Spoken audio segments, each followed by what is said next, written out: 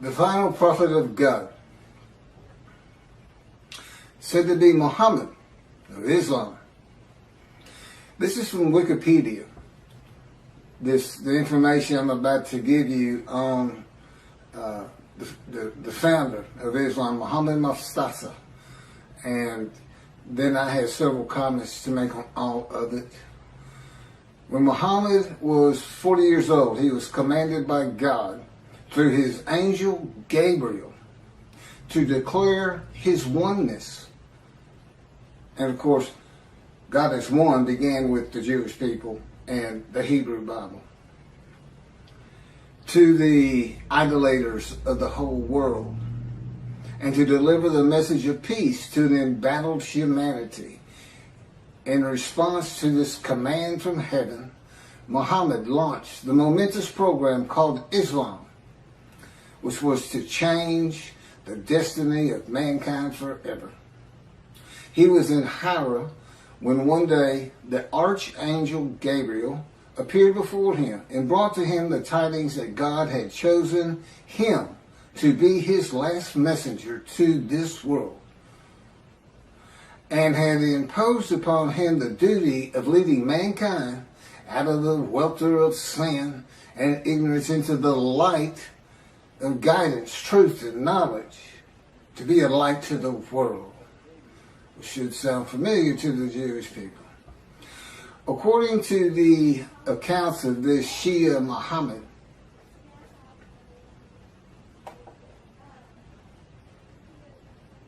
well, I'm working on this. Again, I'm just getting started on all this. And I have a computer in front of me because my cell phone is not responding correctly this morning, and the Lord wants me to get this done. And, Gabriel's not an angel. Clearly, they plagiarized the Hebrew Bible and put into their own cultural laws and norms and what they consider morality. And of course, Christianity is based around a story. Just that, a story. They call it the greatest story ever told. I agree. It's a great story. Billions of people have been deceived into believing it. Now, I can understand the people of antiquity believing it, but the people today believing it,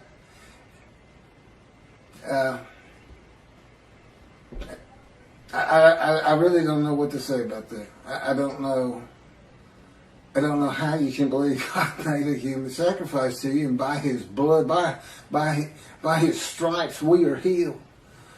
Again, God made me watch Christian channels, and then there's this one fella, I'll sell you the blessings of David. I said, well, God, what are the blessings of David? I'm thinking. He said, there are no blessings of David. He's making it up. People believe him. They send their names in with money, and he says their name on the air, and that's what they really want. So, but there is no angel Gabriel. He only appears in the book of Daniel. He only appears in the book of Daniel, who is not a prophet, and it is not a book of the prophets. And he doesn't speak with God. That's what a prophet is. And even Jesus calls him a prophet and quotes him as a prophet, and he's not. It's just story. I mean, come on. A bunch of men standing in a kiln that's burning hotter than the sun, it's just not gonna happen. It's not gonna happen. But you read the same things, the leaders of Judaism read the same kind of absolute, that can't happen. But because they like it, and they say our sages believe that, we believe it. Well, your sages lived in another time. Michael Skobac, Jews for Judaism, who also claims Isaiah 53 is the Jewish people as one man, Israel as one man. They had gathered, been crushed by disease, and offered themselves for guilt at some time in history that I am unfamiliar with. Because he doesn't say it's something that's going to happen. They act as though it already happened. W. Singer of Outreach Judaism believes it happened in World War II with the Holocaust. But that was just 6 million. That wasn't all the Jews of the world gathered as one man Israel. They didn't get long life. They didn't see their children. They didn't teach righteousness. Neither did Hitler if he's the one that offered them as these ram sacrifices, because he reads an offering of oneself for guilt to literally mean, these are his words, it literally means a guilt offering. Let's go to Leviticus. Now, he doesn't say let's go to Leviticus. He says it's a guilt offering, but a guilt offering is an unblemished ram for theft or destruction of holy things, debts. What that has to do with anything, I don't know. Because he's an anti-missionary. He's pointing this interpretation of 53 away from Isaiah 53. But they think they're forgiven of sin. They're not worried about theft and destruction of holy things. They're not worried about that. So I don't know what he's doing, except reaching, really, really reaching. I think the description of a man marred so much beyond human appearance, semblance, and all this plague afflicted, that the Holocaust just grabbed him and he just made it fit. Well, that's what the Christians do. They make Jesus fit. They can argue with me on every single verse, and if you've watched my 6 videos on 53, it took me 6 videos. Some of them were just a half an hour. But there's a lot to it. And I'm the only person who's ever explained it this way. Is anybody who watches it that's familiar with 53 and the commentators on it today. You realize nobody's read it like this. And nobody's ever connected the story of Ezekiel to it. And, this atheist, pretty smart guy, but, it's just like in Malachi 3. Every time God had me read it, I said, why is that angel leaving early? And he wouldn't tell me. I didn't know until I typed it. I didn't get it. I didn't put these things together. I certainly didn't put Jeremiah into it. In this new covenant, I read the new covenant and it just went on. It didn't even mean anything to me. Because I had no background in anything. Except for the 10 Commandments and Charlton Heston. It's a great show. But there's been some better 10 Commandments since. I've seen them all. But anyway, Gabriel appears in, I think it's 2 chapters, and he's described as a man. A man. Gabriel, a man. And it's in a vision. It's not something where God says in heaven, I have angels, and it's the angel Gabriel, and Archangel so-and-so, the fallen angel, Lucifer. You can't find that in the Hebrew Bible. It came from Christianity. So Islam, which didn't begin until the 700s, Common Era, I think that's the date here, with Mohammad, long after Christianity, which would have been, before the Talmud was put together. Judaism, when it really became formal, was with the Talmud, I would suppose, and putting the entirety of the Hebrew, all the scrolls together and canonizing it. And it looks like they plagiarized both books. Both books. And like I said, put their own cultural laws, rules, morality, and philosophy into it, but taking the basics. There's Abraham. He's in it. And now, I don't know if Muhammad is supposed to be a descendant of him or not. But here's what happened. So, he says he's the last messenger, the last prophet of God. That's what's on their mouth. It's not the last messenger, it's the last prophet of God. According to the account of Shia Muslims, Muhammad Mustafa, far from being surprised or frightened by the appearance of Gabriel, welcomed him as if he had been expecting him. Gabriel brought the tidings that Allah had chosen him to be the last messenger to mankind, and congratulated him on being selected to become the recipient of the greatest of all honors for a mortal in this world, from Al-Islam, the birth of Islam, and the proclamation by Muhammad of his mission. It's in Wikipedia. Muslims believe that the Quran was orally revealed by God to the final prophet, Muhammad, through the Archangel Gabriel, incrementally over a period of some 23 years, beginning in 609 Common Era, when Muhammad was 40 years old. That's an oral tradition. That sounds familiar. That's what the Talmud is. It's the oral tradition written, so it wouldn't be forgotten.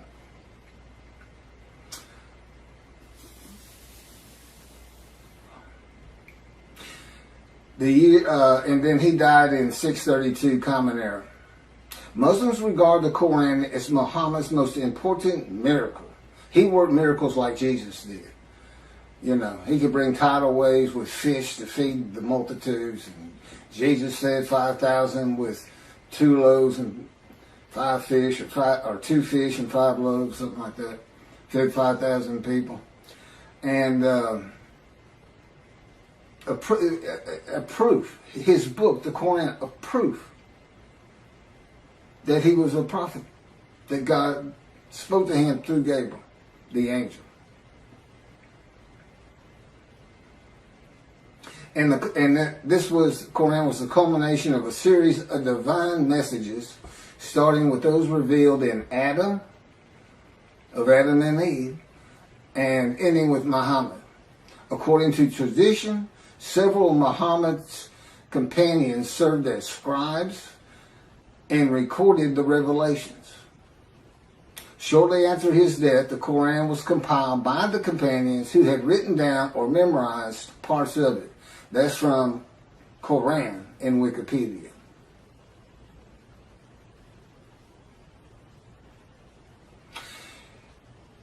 God chose his last messenger. And Allah means God, by the way. It's just not the God of the Hebrew Bible and the God of the Jews. God chose the last prophet, the last messenger, long before the time of Muhammad, when Malachi wrote Malachi. The messenger is Elijah for a time to come. And the time still had not come. The land did lay desolate, but they had not returned. It did not bloom again until 1948. And even then it was a desolation. It took many years to get it going and renew all the old cities like Jaffa and Haifa and Tel Aviv, and of course rebuild Jerusalem. You know, it's a metropolitan area now. Elijah, which of course is me. Now, how do you think Islam's going to react to me? We already know how the Christians are going to react. Not too favorably. Not too favorably. So this, you know, David is here because I'm David. David is here. I am the Moshiach. I am anointed, which means the man of Isaiah 53 is anointed. And the anointment is the alighting of God's Spirit on me. That's how I know I'm the man of chapter 11, verses 1 and 2. Because there is no question that the Spirit and God are within me. And that's how I know this whole concept of God is in His Spirit. And I can point to Scripture that says just that. And explains things where it doesn't say it. Now they believe Muhammad to be a prophet because of his book. I've got 2 books God dictated to me with all this information. This is chapter 49 of Isaiah 53 in the day of the Lord. See, it's not just about Isaiah 53. Now, the last chapter is the day of the Lord, and I'm going to do that probably on a separate video. I may make this another 2 half-hour recordings. All my camera will take. So, God's righteous servant, me. I am the final prophet, not Muhammad. And as the final prophet, and with the God of the Jews, being the Abraham and Judaism being the Abrahamic religion that is correct. There's 3. I mean, if you really sit back and think about it, who's gonna win that? Who's going to win? There's three. Are the Christians going to win it with their human sacrifice? Are the Muslims going to when clearly it's just a plagiarization? They're going to be a light to the world. Peace and humanity.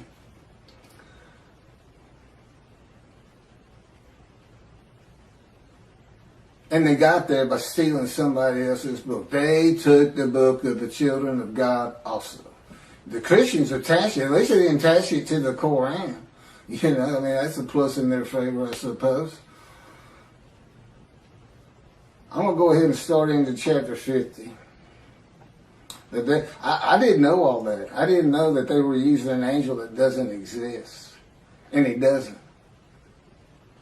I've been had an envision and told and in no uncertain terms that there's no such angels. There's no Michael. There's no Lucifer. There's no fallen angel. It's just part of a story because that's what the people in antiquity and today too, to an extent, they just like to believe in that. The Christians got so much jumbled up in their minds. So much of the religion conflicts and doesn't make sense. And they've got entire armies of demonic forces that are at war with God and this and that. I promise you. I know his power like the back of my hand. And there's no contending with him. Whatever he thinks is. He just wills it. Gone. You know. He can take this world and turn it into a pea. The size of a pea just by thinking it. He set off the Big Bang.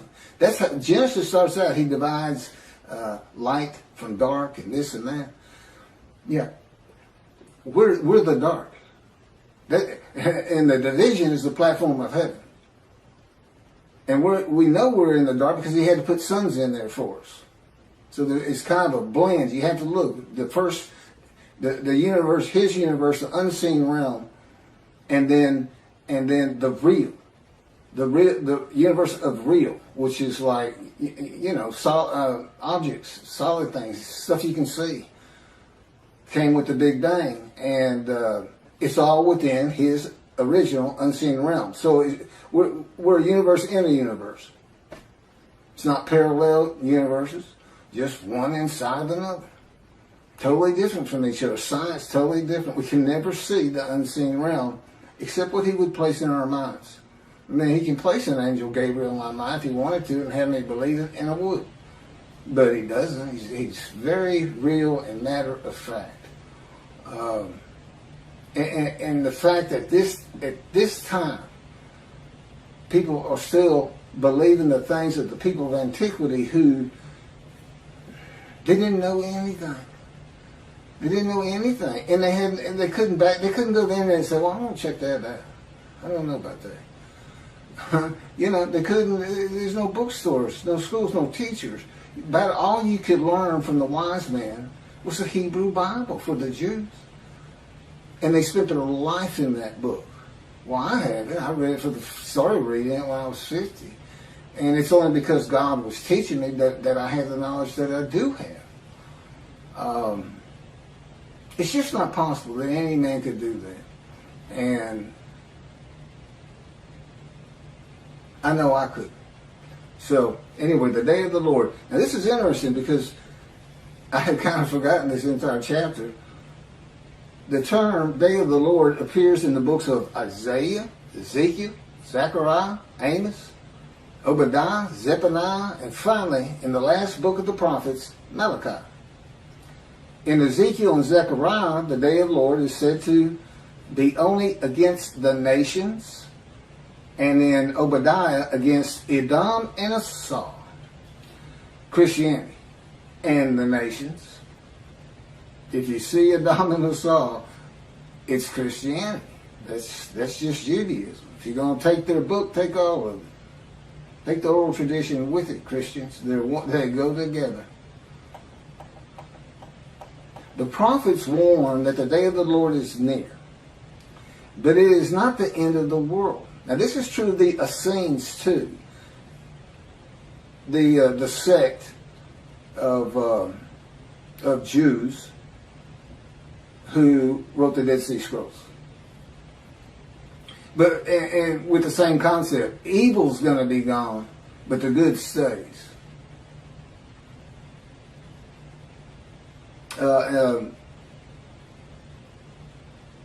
The destiny of the world will be changed. God returns to the earth to dwell among his people in his sanctuary, which he's doing, on his holy Mount Zion in Jerusalem, and the world will know that he sanctifies Israel.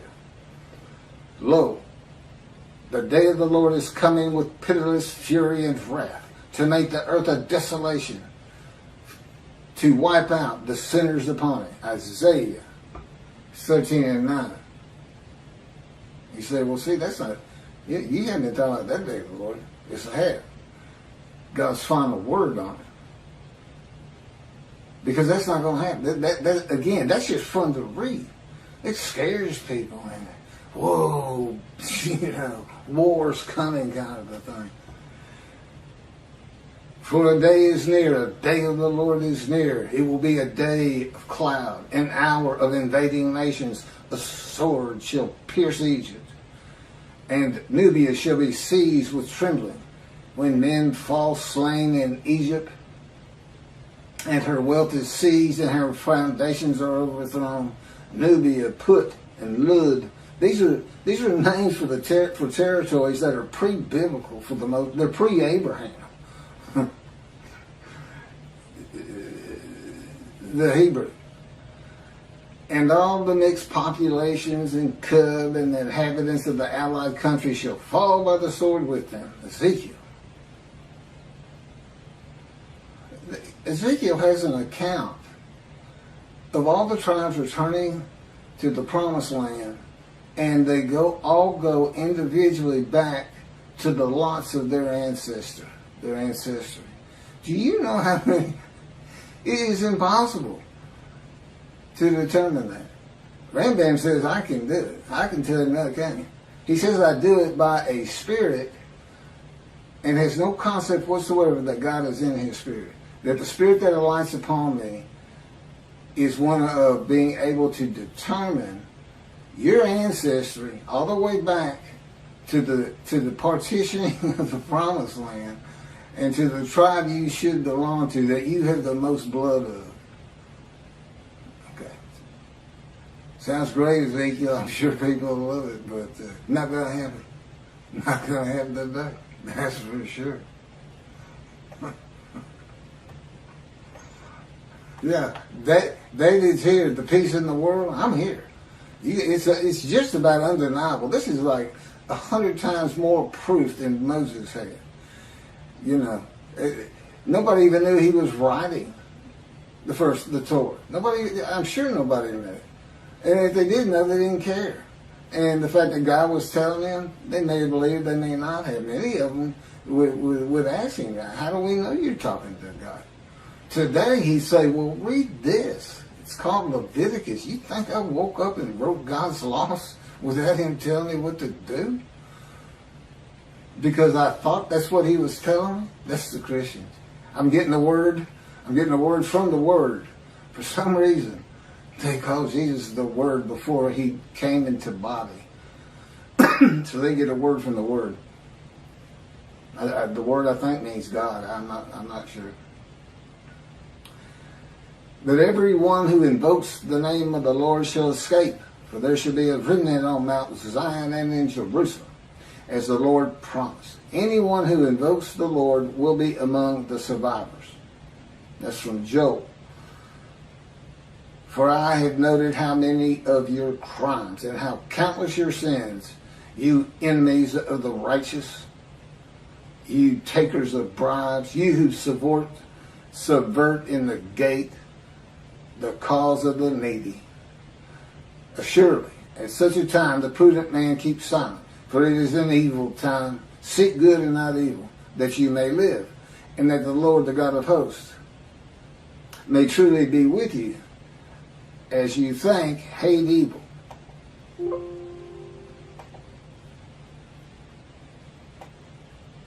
So here's some morality in a great story. Day of the Lord. And love good. And establish justice in the gate. Again, the Essenes had gates. People like to hang out at them, as you can imagine. and tell stories.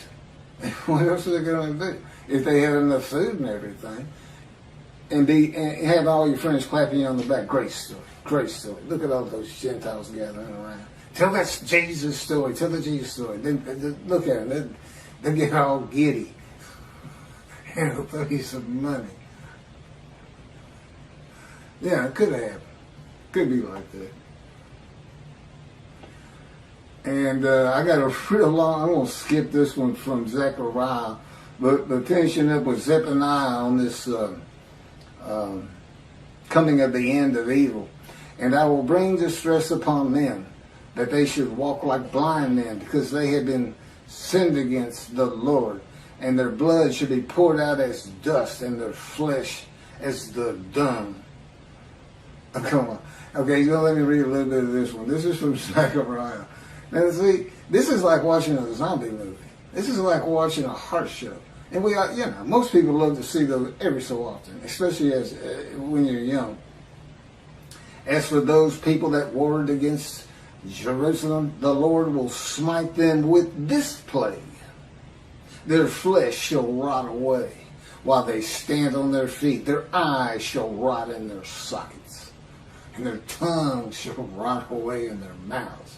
In that day a great panic from the Lord shall fall upon them, and everyone shall snatch at the hand of another, and everyone raise his hand against everyone else. Judah shall join the fighting in Jerusalem. The same plague shall strike the horses, the mules, the camels, and the asses. The plague shall affect all the animals in those camps. And on and on. Malachi 3 brings a new concept to the day of the Lord.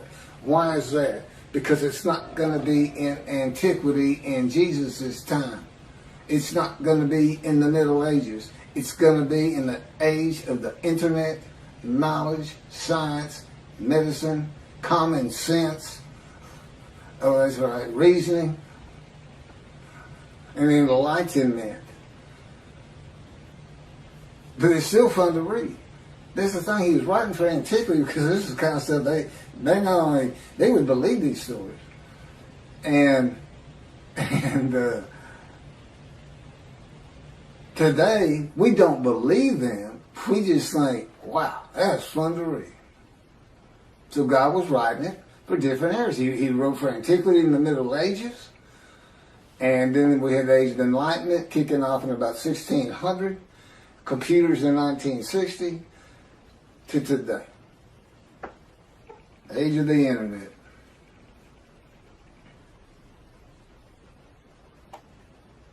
So what new concept in the day of the Lord does Malachi bring? It's God's final word on the day that he's preparing, where the new covenant is delivered. And again, he knew they were going to be dispersed, and apparently he had a pretty good idea when they would be coming back. Okay, it's the final word of God, not only on the day of the Lord, but the new covenant. What's he saying? What's really happening? Get away from all these fun stories. He's coming with a covenant of friendship. He says you're going to be safe from now on. The nations of the world is going to know I sanctified the Jews, that the Jews were correct about the Abrahamic religions. Going to build a temple which shows I have sanctified you, because nobody's going to want you to build it. The Gentiles of the northern kingdom, imported by Assyria, didn't want the second temple built. They obstructed the building of it and tried to stop it completely with letters to Cyrus or to whoever was leading Persia at the time they sent the letters.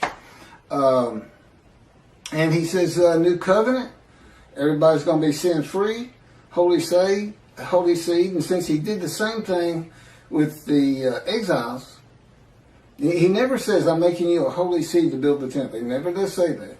But that is what happened. And it's going to happen again. He's going to have that temple built, I don't know, 10, 20 years from now. I don't know. Presumably before I die. But now David, he died before the building of the first temple. Although he had a lot to do with gathering all the materials for it and the wealth that went into it. and Solomon had a home to be honored. There's always a lot of things happening again that are real. As a matter of fact, it took longer to build Solomon's house than the temple.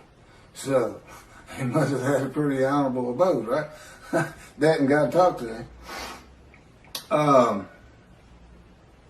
Now, God doesn't address the nations. As I started out, these different days of the Lord's in the various books, some are just pointed at Christianity, some is the nations. They kind of differ. But Malachi 3 is real clear. It's the Jewish people, the people of the land of Israel, as much as anything. That's the focus. When I come back, the sanctuary to be placed amongst his people in Jerusalem. Although the covenant, the friendship covenant does not say in Jerusalem. I think that's pretty much implied. Although as David purchased the Temple Mount for God after he had failed the test that God put him to, as kind of a making up for it. I watched this land, and I could go back. There's people who have raised millions of dollars for the building of the third temple out there right now. Just on the belief it will happen. God will come. They just don't know how because of the false teachings. Teaching of antiquity. The teachings for people of antiquity. Well, the people today aren't of antiquity. Compared to those people, they are all brilliant geniuses. Every single person who has a computer is a brilliant genius. Knowledgeable. Over these people. So, here's God. Not only is he saying something different than your traditional day of the Lord, he's saying in future times, in the times where man is more enlightened, knowledgeable, we're just going to build sanctuary and everybody's going to be safe because that's just going to keep people from picking on you as much as they are, and they'll have it in their minds, just don't mess with them. That God could be in there. God might be there after all. Keep the Middle East at bay. And of course, when I die, that's not to say God's not going to continue on as he did with Solomon, with Elijah. That was followed up by Elisha. The Davidic dynasty was supposed to continue the line of David, but I don't believe there's anything his covenant does. Well, my son's a great guy, and God says, would you want me to put him through that? What you've been through? And I thought about it. I said, that'd be good for him. I mean, I wouldn't wish that pain on anybody. But it changes to so much for the good. And you can't really feel another person's pain. I know that pain. I still live in it. You can't imagine what happened to me just 2 months ago. No, I can't. I'm not allowed to tell you, and I wouldn't tell you. But it was brutal. It went from, I have my top 5 things that he's done to me, and it moved up to, it went by everybody to number 1. It made number 1. I hope that's the culmination of those events. So anyway, lasted about 3 months. So back to this. So it doesn't address the nations, but only Israel and its people, which is all Jews of the world. Everybody in the world is forgiven. Doesn't mean you go to heaven. Got to be in right standing. And hopefully this is going to be, all the Jews aren't coming back to the promising to Israel. But I think my presence, and particularly if you build the temple, and then consider this. The nation, if you think the Christians are friendly to you today, you're not going to be saying that 2 or 3 years from now.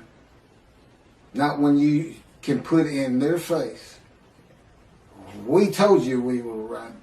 Because that's what they're always telling you. You don't even know how to read your own Bible. That's Jesus. That 53's Jesus.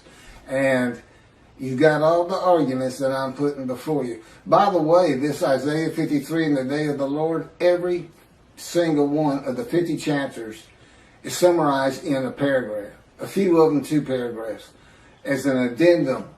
If nothing else, you stop it. It's like 6 pages. I don't know how many pages. It might be more than that. Okay, it might be a lot more than that. But anyway, if you're in a bookstore, just flip to the back, read the addendum, and just see all the different things that are addressed that really aren't Isaiah 53. The first 20 chapters are kind of like, you need to have this knowledge. You need to know about angels and God and his angel. And a lot of I've kind of broached, but moving on. God says, of course, you've heard this, behold, I'm sending my messengers to clear the way before me, to build the temple, and the Lord whom you seek shall come to his temple suddenly. The messenger is Elijah in verse 23. As for the angel of the covenant that you desire, he is already coming. I've talked about that. The angel of his presence brings the new covenant, Jeremiah 31. All Jews are forgiven of their sins and iniquities. And it's going to be when I get my books published. That's when it becomes official from God's line. And even then, it has to be people who find out about it. Once you find out, whether you believe it or not, but when you start hearing you're sin-free, that's when you need to avoid the evil inclination and really, really stress your Judaism and learning your Torah, which is the effect God expects, Torah on your hearts. And heed God, revere, and esteem his name. Because you don't want to miss what he's preparing. You don't want to miss it. You don't want to miss watching the evolution of the Jewish people from Abraham. He's going to pick, the guy's name will probably be, Poindexter or something. Who knows? He's so funny. But I'm sure, okay, it'll be serious, God says. He says, I let Keith cut up a lot. He's a human being. It's good for him. And I play along some. He'll tell you, it's not nearly enough. Or it's too long. Or it's not long enough. God recognizes that the forgiveness and equities and sin of Jewish people will not cause all to heed him. And in Malachi, he says, I know there are those that don't. Those that do, I'm putting in a scroll of remembrance. In Christianity, believing in Jesus and accepting him as his one Lord and Savior brings sin forgiveness and entry to heaven when he returns. I've covered that. Even if you've committed murder and other crimes against humanity and God, and that's just not true with the God of Israel. He's not going to have bad people up there. But that doesn't mean you don't want to practice Judaism. Because I know the Jewish people like to focus on life today. The heaven that the Christians dream of and think of is not first and foremost for the Jew. It's being a light. It's living life as well as it can with all these instructions God gave us on how to do it. And so this is bonus time, and God knew that. You just have to understand, he's able to play these things out in his mind as though he sees the world, the evolution of generations and cities being built and things being invented and knowledge and universities coming in. And he can just watch it all happen, and he can see what's going to happen to the Jews. He knows they're going to get destroyed in Europe. And he'll tell you, okay, I'm not supposed to go into that. Maybe someday. But moving forward here, I just keep that in mind. He knows it's going to be a modern time. And here I am. And listen to what he's having me tell the rabbis. And you know what? You know what the effect of that is? It's not a metaphor like Torah on your heart. But, he says he forgives sin, that makes everybody learn Torah. It's really two separate different things. But, so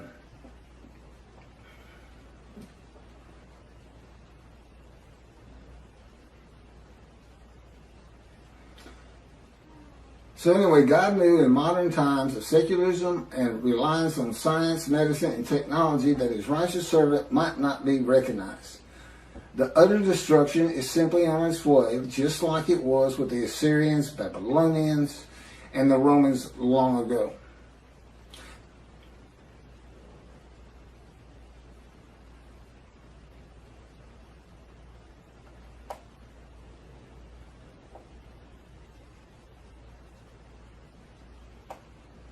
There's no mention in Malachi 3 of the destruction of the nations, as it is in some of the books and chapters and verses that I just read at the beginning of this video, or at least on the day of the Lord. It is implied there will be destruction in the land of Israel, because God says, if He doesn't do it, when I come, it will be with utter destruction, as though there's going to be some, and there would be, to take the Temple Mount. It would have to be something like the 6-day war. I don't think Israel would ever just storm it and say, well, that's it, we're just tired of you. You gotta go. And unless there's some heinous act done, like a nuclear suitcase bomb, where they finally say, that's it. Only Jews in this land, and we don't care what it takes. That's what they did to us. They just threw us out. Took everything we owned, took our bank accounts, took our houses, took everything, just said go. We had to walk to the promised land.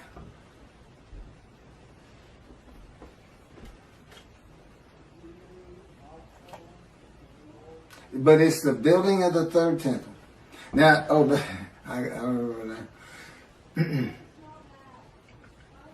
It's the building of the third temple. That's what's so important.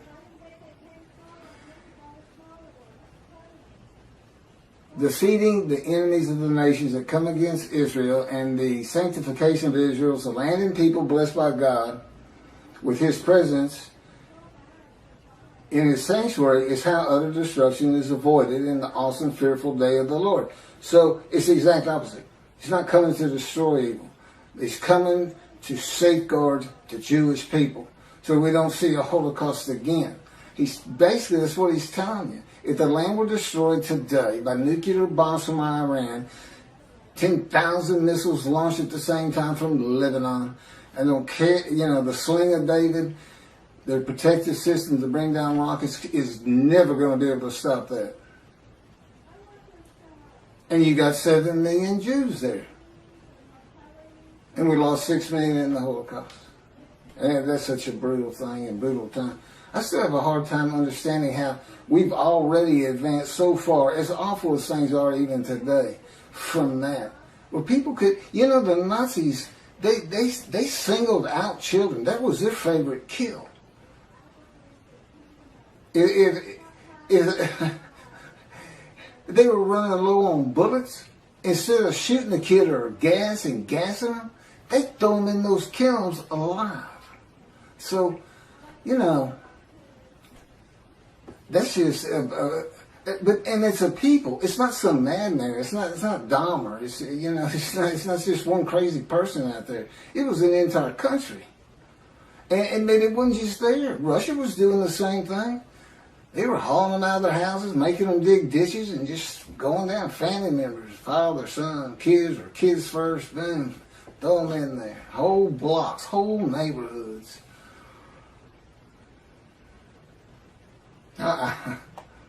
No, some of the visions he's given me to make me really feel and understand what would it be like for the Gestapo just to break down your door and you're sitting with your family at dinner and you have no clue who they even are, and all of a sudden everybody's being murdered, and your girl's raped first, and your wife. I mean, and he put me into it's, we can think about it and be horrified. But he can make it so real, it's as though you're there, but it's still different once you come out of the vision. It's a lot different. One, you're not scarred by it. But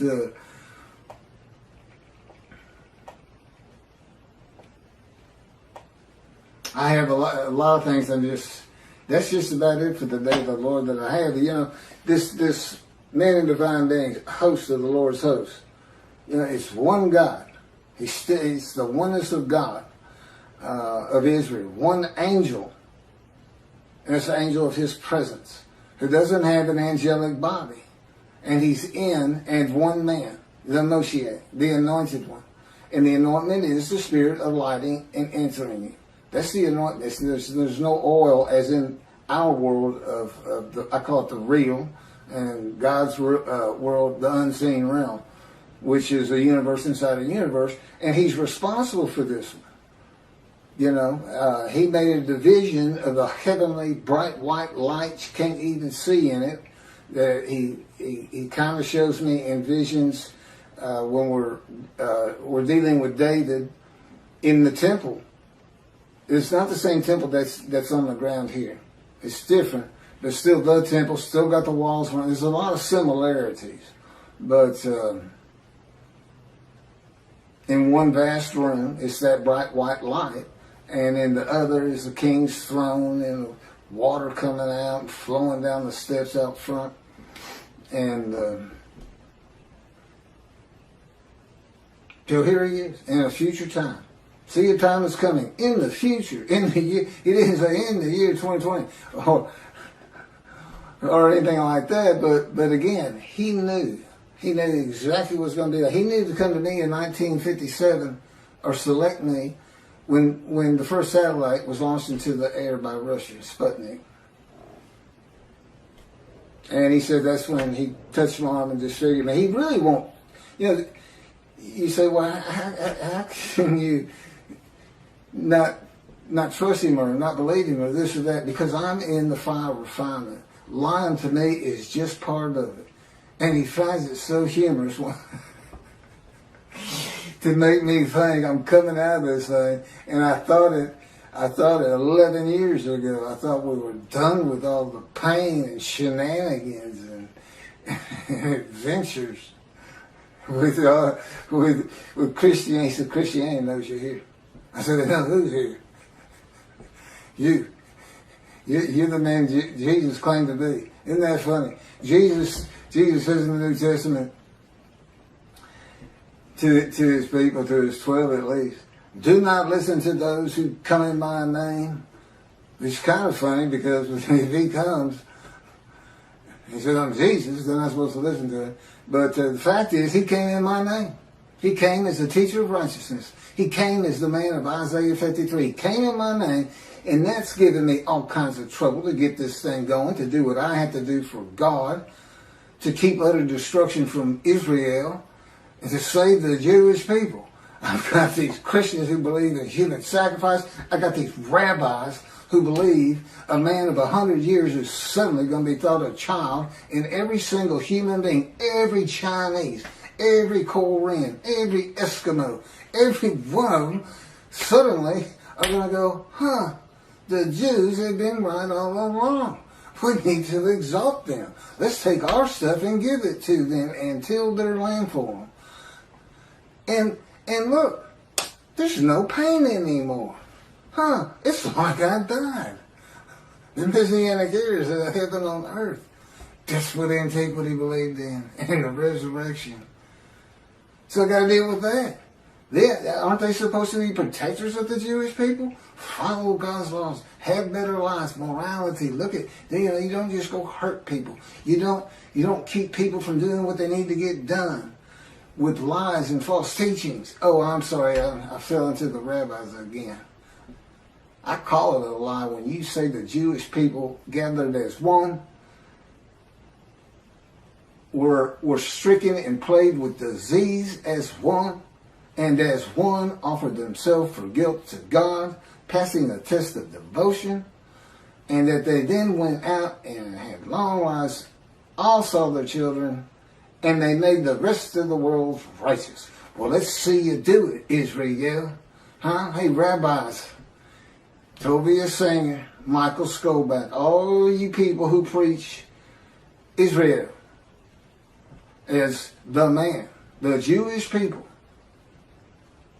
described in Isaiah 53, I want to see you, since you want me to go build a temple as David, you want me to bring peace between the nations and throughout the earth, you want me to end pain in the individual, you want me to teach billions of Chinese how to speak Hebrew, That's what you want me to do? I want to see you make the world righteous. I'm the righteous servant, and I dedicate it, and I pass it to you. How you like that? I'm not going to let you stop me, and guess what? I got somebody behind me that you don't want to contest or contend with. Because people throughout this land are going to hear this very speech about you and Jews for Judaism and Outreach Judaism, your 900-page book, which I shudder to even think about opening personally because of your midrash on Isaiah 53, which you had posted on your Facebook notes, and I was one of your friends, and you said in it, share this with everybody. You gave me the right to use it as long as I don't slander you, perjure you, and guess what? God had me type in Isaiah 53 in the day of the Lord, which will become a bestseller someday. A big part of your midrash on the human sacrifice of the blemished rams by Hitler, which shows that Isaiah 53 describes the Jewish people, 6 million of them. Well, that's all I have on the day of the Lord, and doing my job of bringing the wrath and bringing the reckoning.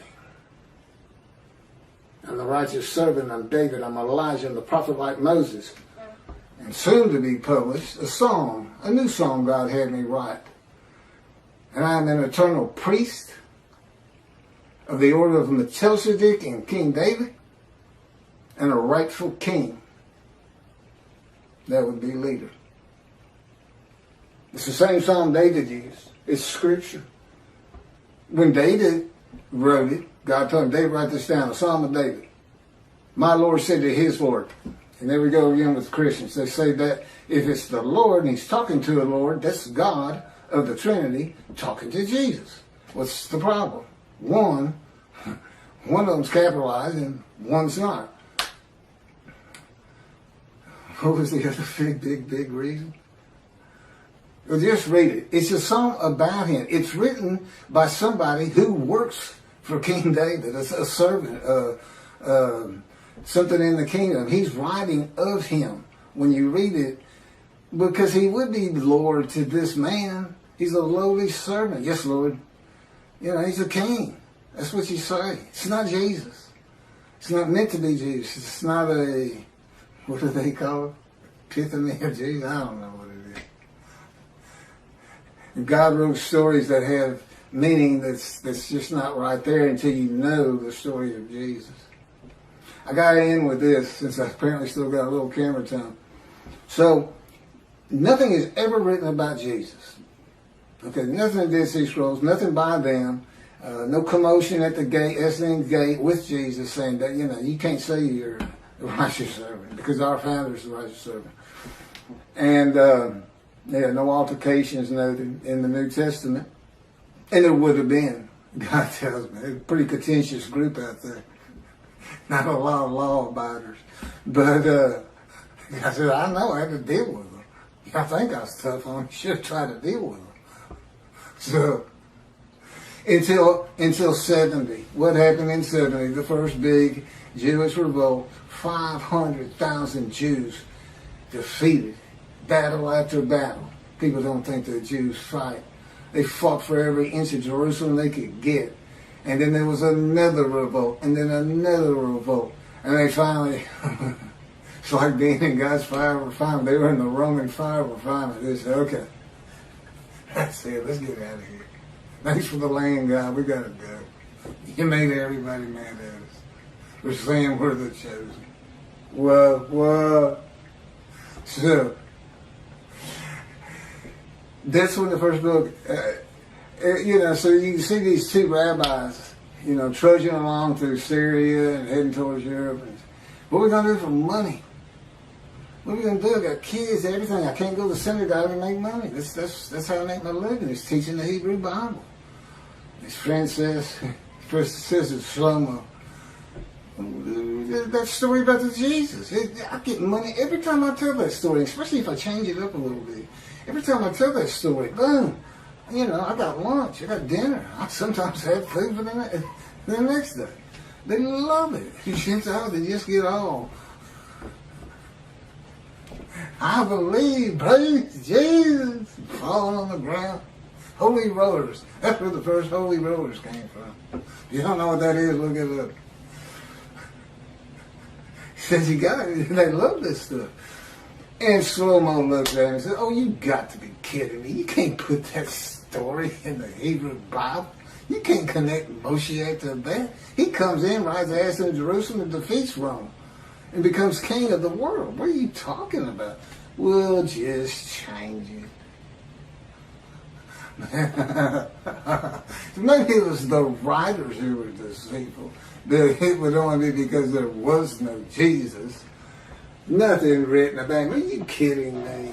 Man's walking on water, feeding everybody. The blind see, the crippled walk, dead or risen. You think he'd have probably taken the Roman leader's position from him. That's what he would have done, and just made them leave. He had used his head instead of trying to fight them hand-to-hand combat. I guarantee you, the revolts would have had more success, although ultimately beaten down just by numbers, if God in me had been there with this unit, this human body, or any other human body. Just because he knows everything. He said, it'd be more like the Americans fighting the British, hiding in trees and bushes and stuff. So anyway, thank you. Tell anybody who's interested in Isaiah 53 that there's a new take on it. There's new explanations. And tell them it's the leper scholar. That's from the Talmud, Babylonian Talmud. There's actually, it's quoted something, Sanhedrin 9b. I'm not sure if that's in the Talmud or it just gets spoken of in the Talmud. I know the Sanhedrin, I know what they are. But I don't recall seeing anything that in the Talmud, Sanhedrin is like a special book or something, or some extra, or a section. I don't recall ever seeing that. And again, this is where, God, I'm still a human. I'm still Keith. And the way he does that is I still can't find my car keys. If I had a car. And, I'm the same old forgetful person. He keeps me forgetful. But I'm still a lot better than I was. Anyway. It was easier using my computer, but I don't know what it looks like on the video with me looking down so much. And so much today I was reading and not like Isaiah 53. It's on the tip of my tongue anytime. But I hadn't looked at these two in a couple of